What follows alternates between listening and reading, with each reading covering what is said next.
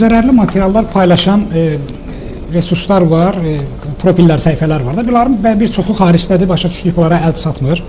Amma ölkə daxilində də xeyli belə adamlar var ki, belə negativ materiallar paylaşırlar. Çox yaxşı ki, son vaxtlar daxili işlər orqanları tərəfindən, müvafiq təşkilatlar tərəfindən bir çoxları cəzalandırıldı. Bəli, müxtəlif formalarda. Və bundan sonra vəziyyət xeyli dərəcədə dəyişib.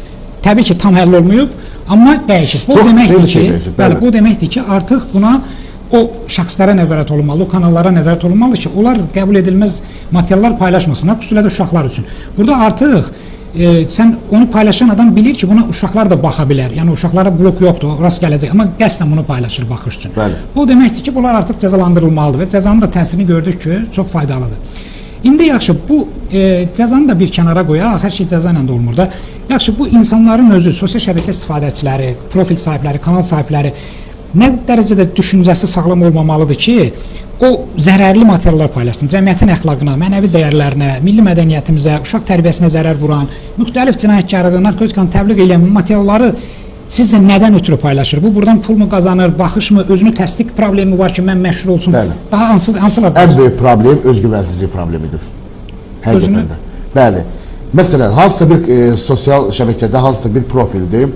Deyək ki, bu profil tanıtmaq istəyir özün və səhər birisi istəyir ki, reklam xarakterli işlər görsün, reklamlar eləsin. Yəni bir formada özünə məşhurlaşsın, həm pul qazansın. Bəli, biznes qurur. Baxın, indi Elçin müəllim, gəlin burada sakit-sakit danışaq.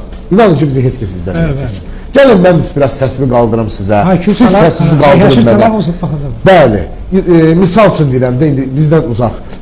Varvarızmla istifadə eləyə, biraz əxlaqsız söz danışaq, biraz elə, bəli, biraz qalmaqala çevirə, inanın, avtomatik gözlər ki, bu efirdə olacaq, bu dəqiqədə olacaq. Bu da nədir, nəyin problemidir? Problem özümüzlükdə. Özümüzlükdə, bəli, biz buna qaçırıq. Növbəti sualda mənə gəlmək istəyirdim, mən qabaqladınız. Məsələ nədir? Bunlar bu materialları bəli paylaşırlar. Aydın məsələdə ritorik sual idi, bunların marağı var da, orada ya pul qazanır, ya məşhurlaşır, belə. Yaxşı, bəs bunun kontenti bizik də, xalq, cəmiyyət. Biz bu kanallara bəyənməsək, baxmasaq, dəstək verməsək, o kütlə toplaya bilməyəcək və bunda maraqlı olmayacaq. Görəcək ki, artıq bu keçmir də. Əgər hamımız baxırıqsa, bunların canlı yayımında milyonlarla, 100 minlərlə adam olursa, materiallarına 100 minlərlə baxış olursa, o həvəslənir, daha çox bunu eləməyə çalışır. Bu nə deməkdir? Bir növ sosial sifariş veririk. Biz deyirik ki, biz bunu istəyirik, siz bunu eləyin. Ona görə də cəmiyyətin özü hər şey inzibati yolla olmur. Dövlət indi o şəxsləri cəzalandırır, falan müəyyən məhdudiyyətlər qoyur. Amma insanların baxışına qadağa qoymaq olmaz. Onu dövlət elə bilməz. Onu artıq insanlar özləri... Bəs mən dedim, tək dövlətin atacağı addım deyil. Dövlət və xalq, cəmiyyət bir yerdə bircə bu işi görməyə lazımdır.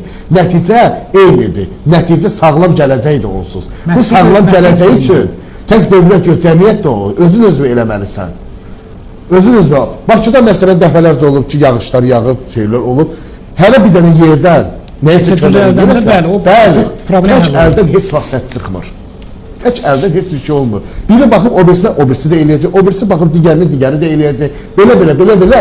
Vallahi həqiqətən deyirəm, bu yolun ancaq yəni yaxşı nəticə almaq, sağlam gələcək üçün mütləq şəkildə bir olmaq lazımdır. 44 kimi müharibədə necə idi? Dəmir yumruq, hamı bir oldu. Hələ də bəlkə də başqa bir, yəni o birlik olmazsa, bəlkə hələ də müharibə davam edirdi. Amma o birlik sayəsində 44 gün içində 30 il işğalda olan torpaqlar 44 gün içərisində azad oldu. Və antiterror əməliyyatlar 23 saat içərisində bir gün belə olmadan bu birliyin sayəsi, o birliyi təkcə hərbidə yox, digər mövqelərdə də bunu... Bunlar da milli məsələdir. Bu da sağlam gələcəyimizdir, imkanımızdır. Onun üçün orada eləmə. Məsələn, bax, televiziyalarda, indi bilmirəm, yəni açığı uzun zamanda mən televiziyalarda istifadə eləmirəm. Eləməmənin səbəbidir ki, maraqlı bir şeylər olmamaqdır. Yəni, maraqlı deyəndə nəyə nəzərdə tuturam? Elçin müəllim, yəni, intellektual olan bir şeylər yoxdur. O vaxtı şahmat var idi, məsələn, bilmirəm. Bəli. İndi, gəlin bir dənə şahmat geçsin televizorda, o yandan da bir dənə TikTok'da maraqlı video. Görək bu uşaq şahmata baxacaq, yoxsa TikTok'a baxacaq. İntellektual verilişlər var idi. Məsələn, yarışlar var idi. Məktəblər arasında, tələbələr arasında sual-cavab. Bəli. Zəif bənd var idi. O vaxtı veriliş. Çox verilişlər var. Milyonçu şov var idi. Bunlar insanın intellektini artıran bir şeylərdir.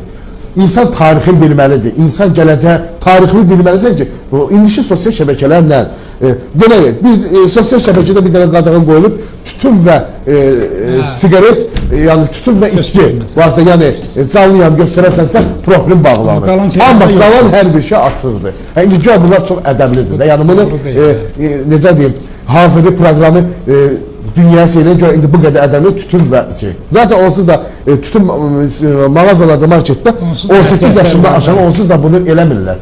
Bəli, satmırlar. Məsələ digər məsələləri eləmək lazımdır.